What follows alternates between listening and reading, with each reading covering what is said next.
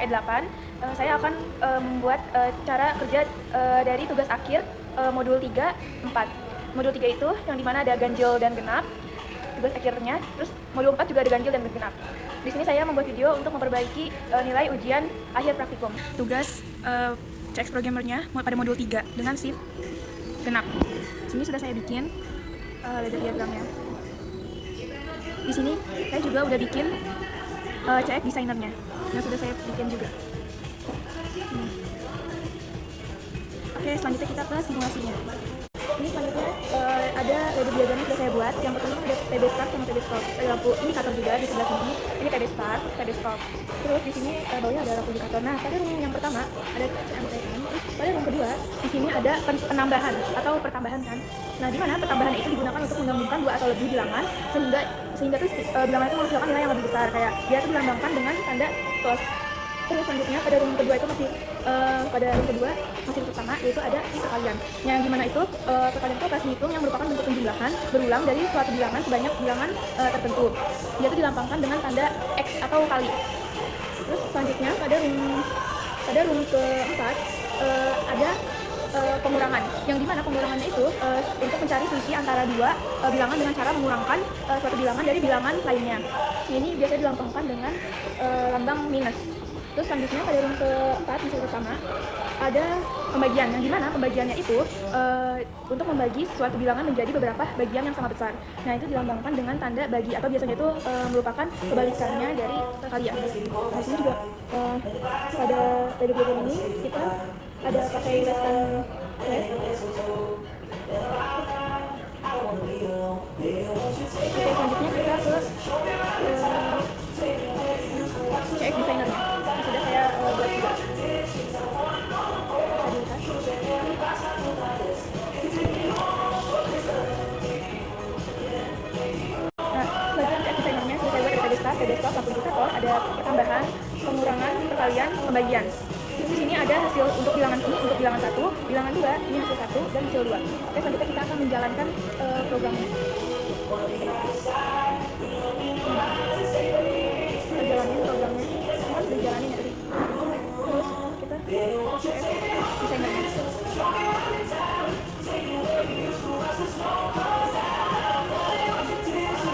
Kita kontrol T. Kita pencet start. Kita tunggu.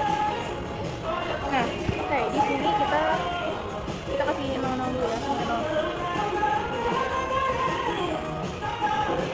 Oke, di sini kita akan menjalankan di rangkaiannya. Control Shift V maksudnya. Control Shift V. Nah, ini sudah kita jalankan, sudah lihat. Terus kita akan ke CX Designer-nya. Terus kita jalanin Control T. Oke, di sini sudah. Ini coba kita kasih nilai di bilangan satunya misalnya 12. Terus enter. Terus di ini bilangan satunya. Terus coba di bilangan 2 kita kasih nilai misalnya 8. Terus kita pencet PB Stop dulu maksudnya. Nah, ini lampu indikatornya nyala. Maka yang dari bilangan 1 bilangan yang 2 itu, kalau misalnya bilangan 1 lebih besar dari bilangan 2-nya, dia tuh akan menghasilkan si bilangan pengurangan dan pembagian. Jadi 12 dikurang 8 yaitu 4 di sini. Nah, kalau misalnya 12 dibagi 8 itu tuh 1. Kenapa dia tuh 1? Karena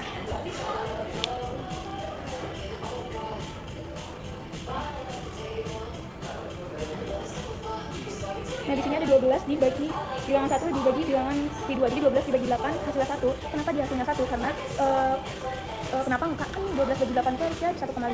Kenapa enggak 1,5? Karena kita itu mengambil bilangan bulatnya saja. Dari si bilangan 12 dibagi 8. Nah, jadi kita ambil bilangan bulatnya aja jadi 1. Nah, kayak gitu. Coba ya, kalau misalnya kita bilangan satunya itu lebih kecil dibanding bilangan keduanya, misalnya bilangan satunya itu 8, bilangan keduanya itu 12. Terus enter. Maka dia tuh akan menghasilkan yang nyala itu jadi pertambahan dan juga perkalian. Nih, sudah bisa dilihat kayak 8 ditambah 12 itu hasilnya 20, dan kalau misalnya 8 dikali 12 itu hasilnya 90. Gitu. Jadi kalau misalnya bilangan 1 lebih kecil dari bilangan 2, dia tuh akan yang nyala itu indikatornya si pertambahan dan perkalian. Kalau misalnya sebaliknya atau misalnya bilangan satunya itu lebih besar dibanding bilangan 2 itu, dia akan lampu indikator yang nyala itu pengurangan dan pembagian.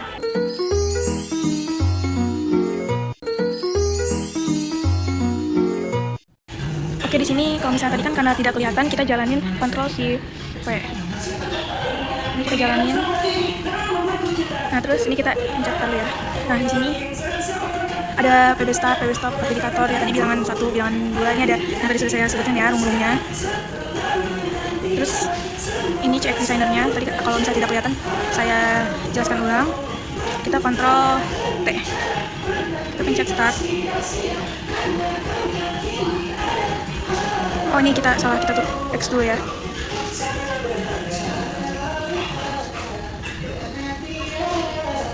Oke, di sini kita kontrol T.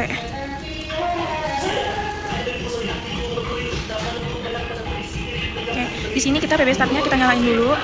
Nih. Oke, misalnya kita di sini 12.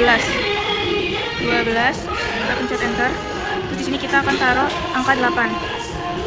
Enter. Nah, di sini jika bilangan 1 lebih besar dari bilangan 8, maka lampu indikator yang menyalanya itu yaitu pengurangan dan pembagian.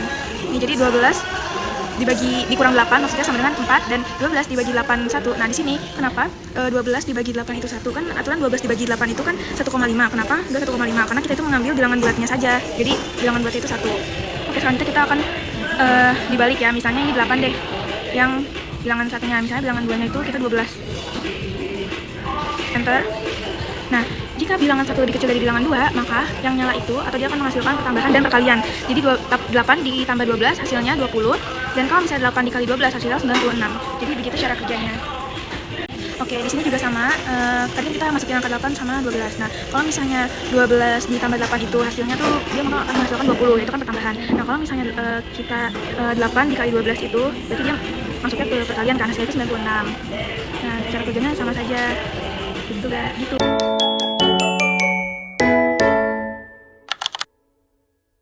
Sekian penjelasan dari saya, kurang lebihnya mohon maaf jika ada kekurangan. Wassalamualaikum warahmatullahi wabarakatuh. Assalamualaikum warahmatullahi wabarakatuh. Sebelumnya izin memperkenalkan nama saya Sandra Afif Sanjani, NIM 2023-307. Di sini saya dari kelompok N8. Saya akan menjelaskan cara kerja tugas akhir dari modul 3, yaitu bagian yang ganjilnya. Karena kebetulan modul 3 itu yang ganjil dan genapnya itu sama, soalnya jadi penjelasannya juga sama seperti yang sudah saya buat di modul genap tersebut. Ini dia rangkaiannya. Dan selanjutnya ini ada HMI-nya yang sudah saya jelaskan juga tadi. Kebetulan modul 3 yang genap dan ganjil sama, kita jelasin ulang aja ya. Di sini yang project programmernya itu kita jalanin dulu, kontrol Shift V. Terus nah, di sini kan ada pertambahan, ada perkalian, ada pengurangan, dan ada pembagian juga. Nah, di sini kita akan cek ke CX di channelnya. Kita jalanin dulu, Ctrl T. Tunggu. Nah, di sini kita start dulu, pencet PB start, terus habis itu kita masukin misalnya angkanya beda dari tadi aja ya. Misalnya angkanya kita lebih besar dulu, bilangan satunya yaitu misalnya 50, enter. Terus bilangan 2-nya kita masukin 2, enter. Dan dia yang akan menyala itu, lampu indikator yang akan menyala itu bagian pengurangan sama pembagian. Nah, 50, ini kan bilangan 1, ini bilangan 2. Nah, bilangan 1 itu berarti 50 dikurang 2 yaitu 48. Nah, kalau pembagian itu menyala 50 dibagi 2 yaitu 25. Hasilnya di sini. Jadi kalau misalnya bilangan 1 lebih tinggi dari bilangan 2, maka yang dia itu akan menghasilkan pengurangan dan pembagian. Selanjutnya, kalau misalnya kita ubah angkanya misalnya dibalik ya. Oke, di sini kita coba dengan angka lain ya. Misalnya di sini 50. Terus di sini tuh misalnya 10. Terus kita enter. Di bilangan satunya kita 50 dan bilangan salah nih, maksudnya bilangan satunya misalnya kita lebih kecil ya dari sebelumnya itu kan 50. Coba kita jadi 10 deh. Enter. Terus di bilangan 2-nya kita kasih 5. Enter. Nah, jadi jika bilangan yang satu lebih besar dari bilangan 2, maka yang lampu indikator yang nyala itu minus sama pembagian. Jadi 10 dikurang 5 itu 5. Terus kalau misalnya 10 dibagi 5 itu hasilnya 2. Jadi kayak gitu.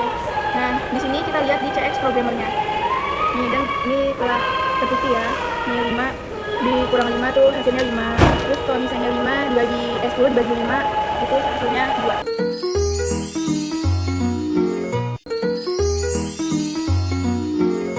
Oke, ini sudah tadi ya, percobaan yang tadi kita coba kamera belakang dan sudah terbukti nih 10 tuh. Terus di sini kita kayak gini. Sebelumnya itu dia penjelasan dari saya. Mohon maaf jika ada kekurangan atau kesalahan. Wassalamualaikum warahmatullahi wabarakatuh.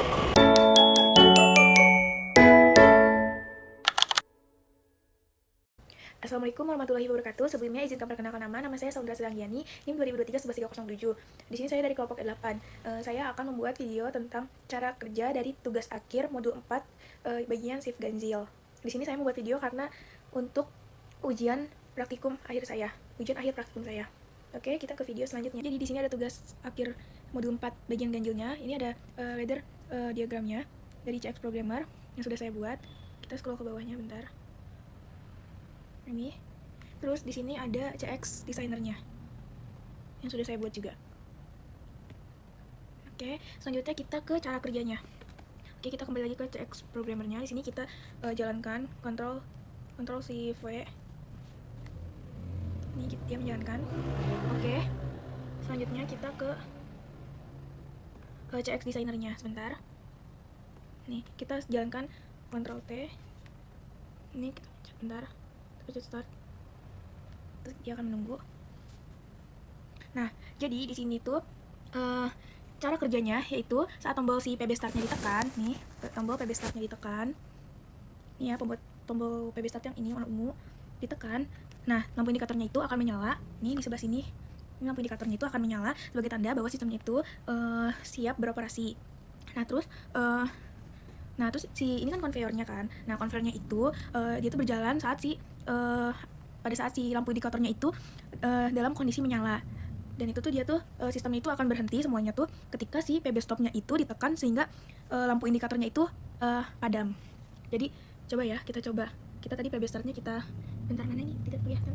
PB startnya ditekan, lampu indikatornya nyala, terus kita pencet tombol 1 tuh, dia tuh si kuningnya tuh akan menyala, si konveyornya di warna kuning. Terus kalau misalnya ditekan sama 2, dia tuh nyalanya tuh secara bergantian. Kalau kita pencet, nah si konveyor tuh akan jalur 3-nya itu juga akan menyala. Jadi ini jalur datang, yang lurus ini jalur datang, yang pertama ini jalur pertama, yang kedua jalur kedua, yang ketiga jalur ketiga. Nah, pada kondisi lampu indikatornya itu aktif, si konveyor itu pada jalur datangnya itu dia tuh juga akan otomatis berjalan. Nah, terus dia tuh menggunakan instruksi pemilihan data itu untuk mengirimkan nilai tertentu ke alamat si memorinya. Jadi di mana itu nilai datanya itu yang kita gunakan itu berupa angka 1, 2 ataupun 3. Jadi kayak ada 3 push button itu yang berfungsi untuk memilih nilai data tersebut sebelum kita pindahkan ke alamat si memorinya. Jadi tuh nah di sini itu kita kan menggunakan instruksi interlock IL dan ILC itu, atau disebut juga interlock clear. Nah, itu tuh dia berfungsi untuk sebagai pengunci program. Nah, instruksi itu instruksinya tuh berpasangan. Jadi kalau misalnya dia tuh nggak bisa dibuat hanya salah satunya saja. Jadi kayak IL itu sebagai awal dimulainya percabangan, dan ILC itu sebagai akhir dari percabangannya.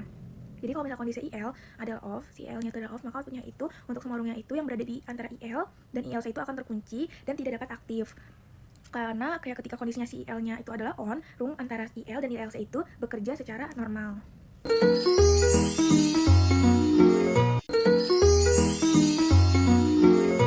Nah, di sini ada program saya yang sudah saya buat. Kita scroll ke bawah. Dan di sini ada CX designernya. Nih, yang sudah saya buat juga. Dan tadi coba ya kita tes juga di sini karena tadi takutnya kurang kelihatan. Ini kita cerahkan. Bentar. Nah, nih, coba kita PB startnya kita tekan, kita onin. Nah, kita pencet si satunya ini. Kan tadi tuh sudah dijelaskan bahwa kayak kalau misalnya si PB startnya ini ditekan, maka lampu indikatornya itu dia tuh akan menyala sebagai tanda bahwa sistemnya itu atau dianya itu siap beroperasi. Nah, konveyor itu berjalan apabila lampu indikatornya itu dalam kondisi menyala gitu.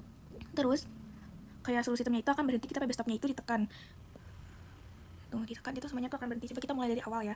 PB startnya tadi ditekan, kita pencet jalur 1, tadi terakhir kan jalur 2. Jadi kalau misalnya dia tuh kondisi lampu indikatornya aktif, si konveyornya itu pada jalur datang, dia tuh juga akan otomatis berjalan, dan itu menggunakan instruksi pemindahan data untuk mengirimkan ke nilai tertentu atau ke alamat memori. Jadi di mana tuh nilai datanya itu digunakan hanya beberapa angka 1, 2, dan 3.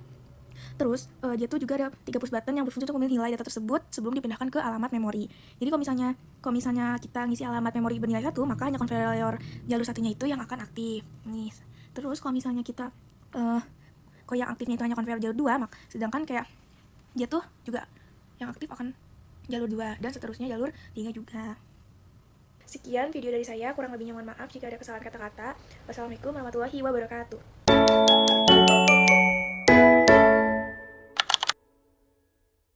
Assalamualaikum warahmatullahi wabarakatuh. Sebelumnya izinkan perkenalkan nama saya Saundra Sitariani, NIM 2023-11307. Di sini saya dari kelompok E8. Saya akan membuat video tentang cara kerja dari tugas akhir saya, yaitu bagian genap sebagai tugas pengganti ujian praktikum akhir.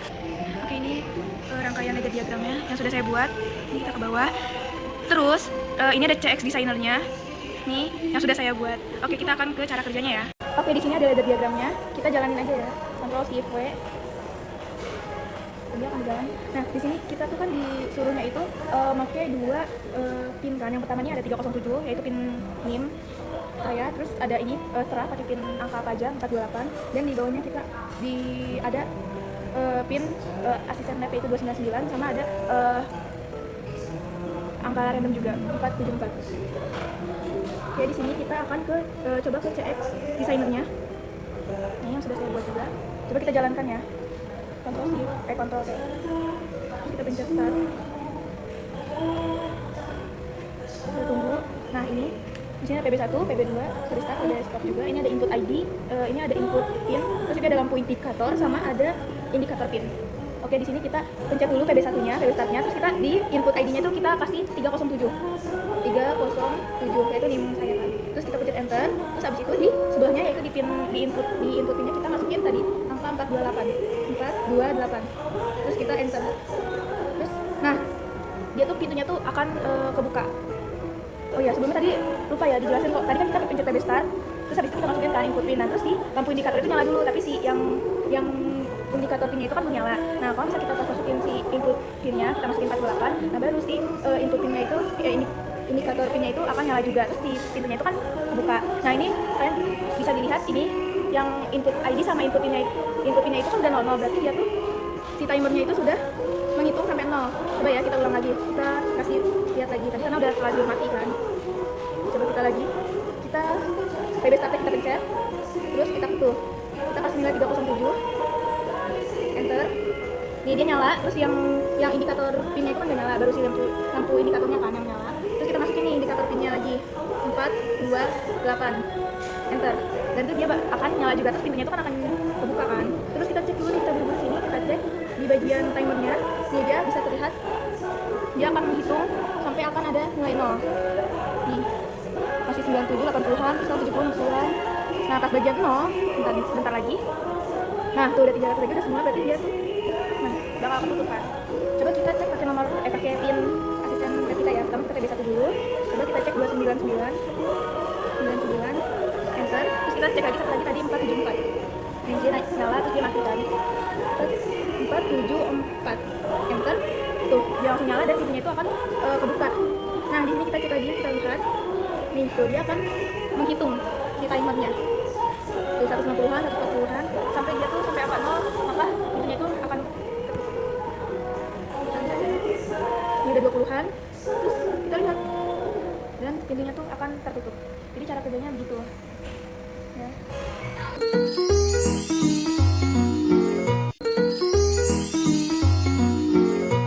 Oke, kalau misalnya kurang jelas, saya akan jelaskan lagi. Di sini kita Ctrl Shift V, kita jalanin.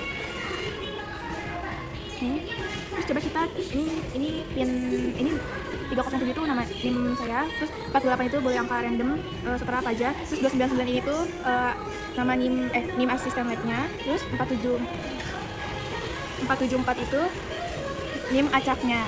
Oke, kita ke CX designernya, kita cek ya. Nih, oke, pertama-tama PB1-nya kita nyalain, terus kita di sini kasih nilai 307 kan. Terus enter. Terus di sini kita kasih angka 428. Terus enter. Tuh, tadinya kan pas kita masukin 307 dia doang yang nyala kan. Terus kalau misalnya kita masukin si input pinnya, maka indikator pinnya itu akan nyala, terus pintunya itu akan kebuka. Coba kita langsung cek di CX programmernya. dan si timernya itu akan menghitung nih di bagian sini. Kalau misalnya dia sampai 0, maka pintunya itu akan tertutup. Coba ya kita lihat ya, di sini posisinya pintunya masih kebuka tuh, dia langsung tertutup ya. Tuh. Coba kita cek lagi pakai NIM asisten lab kita 299. Terus kita enter. Tuh dia akan nyala duluan kan, yang ini mati. Coba kita masukin lagi 474. Enter. Dan dia tuh akan nyala dan pintunya itu akan terbuka. Coba kita cek lagi di CS programmernya.